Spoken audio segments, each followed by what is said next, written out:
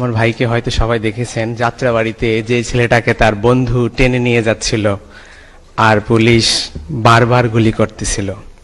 প্রিয় সুশীল সমাজের ব্যক্তিগণ সকলে এখানে উপস্থিত আছেন, অন্তর্বর্তীকালীন সরকারের উপদেষ্টারা উপস্থিত আছেন। আমি সকলের কাছে একটাই প্রশ্ন রাখতে চাই। আমি সারা বাংলাদেশে শহীদদের নিয়ে কাজ করি, 500 শতাধিক শহীদ ফ্যামিলি আমার সাথে কানেক্টেড। তারা সকলেরই একটা প্রশ্ন, আদৌ কি আমরা স্বাধীন? আদৌ কি এই হত্যাকাণ্ডগুলোর বিচার হবে? যদি হয়, আজকে 5 মাসে আমরা কি দেখেছি? নিয়ার অ্যাবাউট 1000 মানুষ, মায়ের সন্তান মারা গেছে। একটা হত্যাকাণ্ডে যদি একটা পুলিশ জড়িত থাকে তাহলে 1000 পুলিশ গ্রেফতার হওয়ার কথা ছিল। একটা হত্যাকাণ্ডে যদি 2টা পুলিশ জড়িত থাকে 2000 পুলিশ গ্রেফতার হওয়ার কথা ছিল। এই পর্যন্ত কয়টা পুলিশ গ্রেফতার হয়েছে? আপনাদের কাছে আমি প্রশ্ন রেখে গেলাম। তাহলে কি আমি বলবো না আদৌ কি বিচার হবে? ছাত্রলীগের পোলাপাইনগুলো কি করেছে? হলগুলোতে থাকতে দেয়নি আমাদেরকে। মেসে গিয়ে থেকেছি, হলের আমরা ছাদে গিয়ে লুকাইছি, করিডোরে গিয়ে লুকাইছি। ছাত্রলীগের কেন্দ্রীয় কমিটির কয়জনকে গ্রেফতার করেছে? আপনাদের কাছে আমাদের প্রশ্ন, তাহলে এই যে বলে যে বিচার হবে, আমরা সেটার প্রগ্রেস কোথায় দেখতে পাচ্ছি? আপনাদের কাছে আমি এই প্রশ্নটাই রেখে গেলাম যে বিচার কি আদৌ হবে? এই পর্যন্ত 23টা পুলিশ গ্রেফতার করেছে। কি ম্যাসাকার করেছে পুলিশ? কিভাবে মানবাধিকার লঙ্ঘন করেছে? পুলিশের সিআরপিসি আইন, 144 ধারা আইন, কোন আইনেই নাই এভাবে মায়ের সন্তানদেরকে গুলি করে পাখির মতো হত্যা করবে। তারা যেভাবে পারছে বুকে গুলি চালিয়েছে, মাথায় গুলি চালিয়েছে, যেভাবে পারছে সেইভাবে গুলি চালিয়েছে।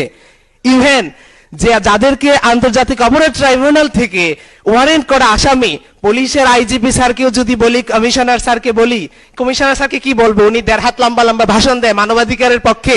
ওনার আপন ভাতিজা যাত্রাবাড়ি জোনাল এডিশনাল এসপি ছিল, সে 2 শতাধিক মায়ের সন্তানকে খুন করেছে।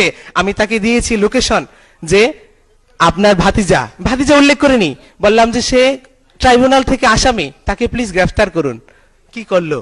তাহলে আমরা বিচার কোথায় দেখতেছি? প্লিজ মাননীয় উপদেষ্টারা, সংস্কার কমিশনের যারা উপস্থিত আছেন, আপনাদের কাছে আমাদের একটাই কষ্ট, একটাই দাবি, চোখটা বন্ধ করে সেই মায়ের কথা চিন্তা করেন, যেই মা অন্যের বাড়িতে কাজ করে তার সন্তানকে এত বড় লালন পালন করেছে, দেশের জন্য ছেড়ে দিয়েছে, দেশকে স্বাধীন করার জন্য, ফেসিবাদ মুক্ত করার জন্য। সেই বাবার কথা একটু চিন্তা করেন, চোখটা বন্ধ করে, যে নাইট গার্ডের চাকরি করে, সিএনজি চালিয়ে, রিক্সা চালিয়ে তার সন্তানকে এত বড় করেছে, দেশের জন্য, দেশকে ফেসিবাদ মুক্ত করার জন্য ছেড়ে দিয়েছে, দেশকে স্বাধীন করার জন্য। ওদের সংস্কার হবে, নির্বাচন হবে, কিন্তু বিচারের দিকে আপনারা একটু মনোযোগ দেন, বিচারের কথা বলেন। এই পর্যন্ত এতগুলো উপদেষ্টা, এটাই দুঃখ লাগে, কেউই এই বিষয়ে কথা বলে না। 5 মাস হয়ে গেছে, শহীদের রক্তের দাগ এখনো শুকায়নি। আমরা কি বিচার দেখে যেতে পারবো? ট্রাইব্যুনালে যদি আমি তাজুল ইসলাম স্যারকে বলি, স্যার বলে আমাদের দায়িত্ব ওয়ারেন্ট ইস্যু করে দেওয়া, আমরা তো ওয়ারেন্ট ইস্যু করে দিচ্ছি।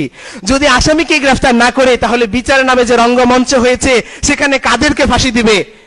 শেখের বেটি হাসিনাকে যদি 1000 বার ফাঁসি দেয়, তাও বাংলার মানুষের মন শান্তি হবে না। কিন্তু তার সাথে তার যে দোষররা ছিল, তাদেরকে কখন ফাঁসি দিবেন?